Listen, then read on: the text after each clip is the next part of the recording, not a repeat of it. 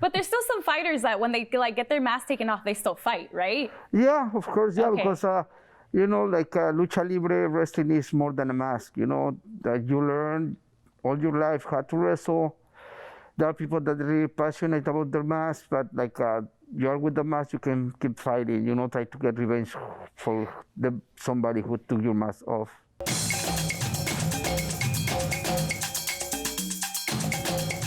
Welcome back to the zoo, and we have our special in-studio guest. I am with the creator of Heroes of Lucha Libre on Crackle, Alejandro Ortiz, and the Luchador, the Russian hacker. I want to ask him some questions about the 2016 election here. How you guys doing? Doing great. Thank you very much for the space. No problem. Welcome to the zoo. And so Alejandro, obviously you're not here in Luchador garb. As a writer, as a producer, what made you want to create a show about luchadores? I am Mexican, and I have been living in Mexico for a long time. And in Mexico, we grew up with these heroes that are luchadors and are not like Spider-Man or Superman. So we decided to bring this to another level. Joaquin, the other creator, Jack, one of the main creators also, we create this story and backgrounds behind them and build this culture that have 100 years, to another level. And so, where exactly in Mexico are you from? Mexico City. And was Lucha Libre really, because I've traveled to Tijuana and to different places in the northern part of Mexico where I feel it's very, very big. How's the Lucha Libre culture in Mexico City? No, it's a big thing. It's the second main sport in Mexico, and we have 4 shows per week. And since I was 5 years old, my grandfather used to put me in front of the TV to watch all the Sundays this show. Have you ever done Lucha Libre yourself? Have you ever ventured into the ring yourself? No. Just I was with the guys in the show a little bit, but not to be true. Can I come up with, if you become a luchador, can I give you your luchador name? Yeah. El Flaco! But that would be, I used to be a little bit more flaco, so maybe I have this. I'm going to call it. Russian hacker, how you doing, my friend? I'm doing good, thank you. Okay, so why did you decide to break into our election system 4 years ago and give us Trump? Why? Things that have to happen, We needed a change. Oh man, it's because he owes you something. So he's been a little too nice to your friend Putin over there. So tell me a little bit about your character and who you are and how you got involved in the Heroes of Lucha Libre. I've been in the martial arts of my life. I used to do sambo. Then I came to the United States, and there was this thing of all kind of martial arts, pro wrestling. And then I went to Mexico. It's this thing called Lucha Libre, really similar to sambo, the whole submissions, throwdowns, everything, and it has an extra thing that is the high flying thing that I liked it a lot. So I was living in Mexico City for a long time. And I want to correct my friend Alex a little bit here. They don't have shows 4 days a week. They have shows every single day, 5 times a day, everywhere there are lucha shows in Mexico City. The main ones are the Arena Mexico and AAA, now Calpan. But the whole week are shows there, so you are more in action. Compared to the other parts in the world, like Japan has only 3 shows a week. You come to the United States also, it's only 3 shows a week. Now, Japan's actually getting really big into Mexican culture. I mean, not just Lucha Libre. They're starting to have a lot of Lucha Libre characters on their shows, I've noticed. Right? Yeah, that's not new. The thing is, there is more advertising on media, Facebook, Instagram. But the Mexicans, they have been going to Japan for many years, since long time ago. In fact, I believe that Japan's pro wrestling, that's been pretty big over the past 30 years, and they sometimes have actual MMA fighters do pro wrestling, is more influenced and based on Lucha Libre, right? Some of them come out with masks, some they have their character. Yeah, pretty much let's say the Japanese style is more directed at mixed martial arts. And actually, before the mixed martial arts, there were fights in Japan. Mm-hmm. And every Japanese pro wrestler have to be able to fight mixed martial arts. Right. There is this guy named Sakuraba that won all the Gracie names in Japan. And all the pro wrestlers in Japan, they do mixed martial arts. Now, can I call you? You're a Russian hacker, but can I just call you Russian? Yeah, that's fine. That's Okay, fine. so why is it that Russians? I hear them because I live in a Russian neighborhood, or and the word for no in Russian is niet, and the word for yes in Russian is da. Why do I hear Russians say niet way more often than I hear them say da? Maybe the sweet life that we had back then. The dark Russian soul. Okay. Alejandro, tell me a little bit about how you brought this to Crackle. Tell us a little bit about Crackle as well, because there's a lot of streaming services. I actually started watching some of the shows on Crackle. How did it happen? Yeah, like Crackle, it's a platform that first it's free. So we really want to get that everyone have access to that platform. Also, like they have a lot of young audience. So this show was created for the full family. We want that the whole family can sit and watch the show, and it's more like action and fiction, and it's not just like a wrestling show.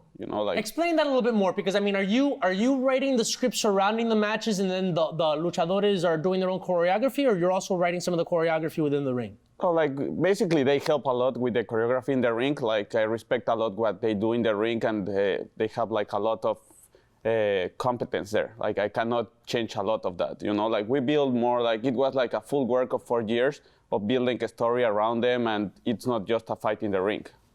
Amazing. And how did you approach Crackle? I mean, especially since Crackle is a very general market, kind of all kinds of stuff. How did you approach them with this Lucha Libre, where I'm assuming that you had to deal with a lot of like non-Latinos that had to be explained what it is? Yeah, we first explain like this is not just Lucha Libre, this is not just wrestling, like it's like a tradition, it's very Hispanic thing. Like people have to understand that this is not just a sport for us, it's like a part of our culture, like the mask means a lot for us, like, and for them means more, like they don't change the masks anytime. They have like 3 generations with masks. Like there is a lot of tradition in the mask. Who's that? Because I've met a few of them.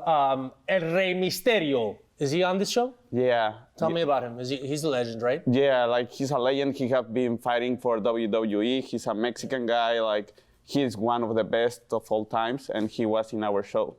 That's amazing. And so, did you I'm always interested in the business aspect. Did you present the idea to Crackle and then they funded it, or did you have to go shoot it yourself and then show them what you shot? No, we put all the money on that, and then we built this idea, and then we presented. It was the only way to do it. So it was already shot when you presented to them? Yeah, it was the only way to do it, because to be true in the beginning, like no one believed in this idea, like it was just like, it's another Lucha Libre show, it's another wrestling show, and there is a lot of these products. So when they saw the product finished, they understand that this is something different. How many episodes are there? 11. And how long are they? 44 minutes. Wow! So basically our show's 11 episodes? My friend? That's pretty good, man. All right, so listen, we're gonna take a break before we go. We're all on our COVID safe boxes. Let's give each other a high five. Pa, Russian hacker, or let's do this. We're gonna be back on the zoo, and we're gonna come back with Alejandro Ortiz and the Russian hacker, and then AK is gonna talk to him. We'll see what happens.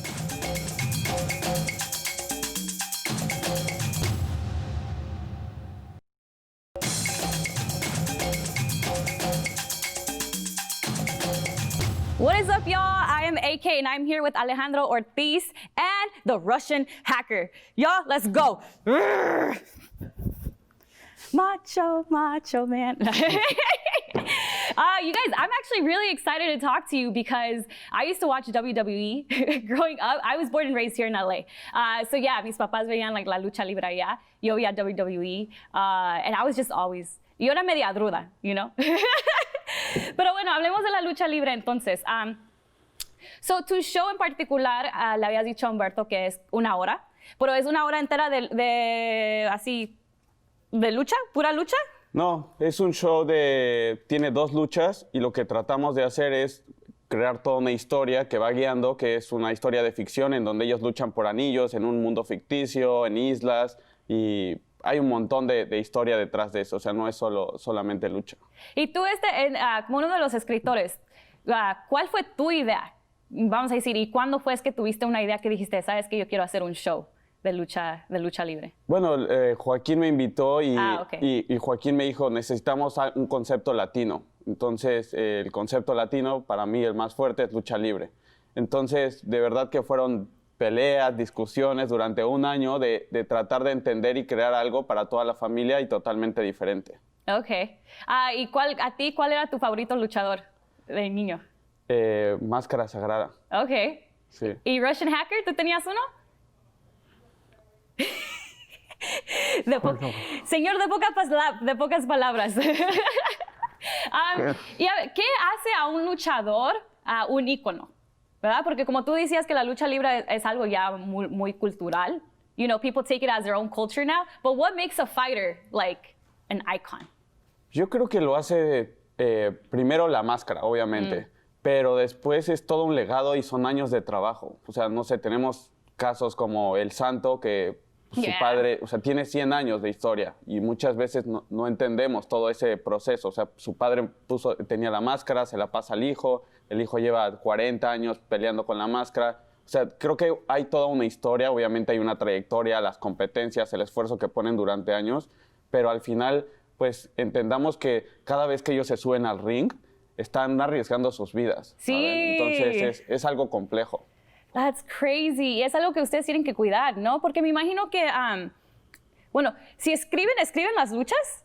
No. O sea, lo que pasa en el ring es cuestión de ellos. Oh, no way. Okay. Porque siempre pensé yo que sí se escribían un poco las historias así de como quién va a ganar. No. Para nada. Okay. No. Russian Hacker, ¿cuántos años tú tienes ya haciendo esto de lucha libre? Okay, I have more than 35 years. That's crazy. And what's been one of your worst injuries? I've been having several injuries. I got a surgery in my leg, have a screw. The head, I cracked it. You cracked The your head? neck, yeah. Wow. Do you do like the aerial jumps? Yes, actually. Oh yeah. my God. You have to learn it to be attractive for the public. Oh, so because you had to learn it for the public. Okay. Yes. Are you afraid of heights? I used to be, but you get used to it with time. You get used to it. That's wild. Did I ask you who your favorite luchador was? Besides yourself? I don't know, like favorite luchador. I think Mil Máscaras Okay. would be one of them. Pretty much, yeah, in luchador, yeah. But the pro wrestling, you know, the other ones like Ken Chambrak, Sakuraba, Oleg Taktarov, Fedor Emelianenko. Yeah, there are many fighters that I like. Many fighters, for sure. And I'm sure you got to meet some of them too. Yeah. But okay, so I know one thing that's allowed on the ring. Maybe, actually, I don't know if it's like a forfeit. But when there's a chance that they could take your mask off while you're fighting, right? Yeah, you have to fight really hard so they don't do that, or else they would see who you are. And what happens once they take your mask off? Okay, they reveal your real identity, you know. There are many reasons for somebody wearing a mask. You don't know anybody. You don't want anybody to know who you are. Okay. And just by taking the mask off, they would know who you are, and that's not safe. But there's still some fighters that when they get their mask taken off, they still fight, right? Yeah, of course, yeah, Okay. because you know, lucha libre wrestling is more than a mask. You know that you learn all your life how to wrestle.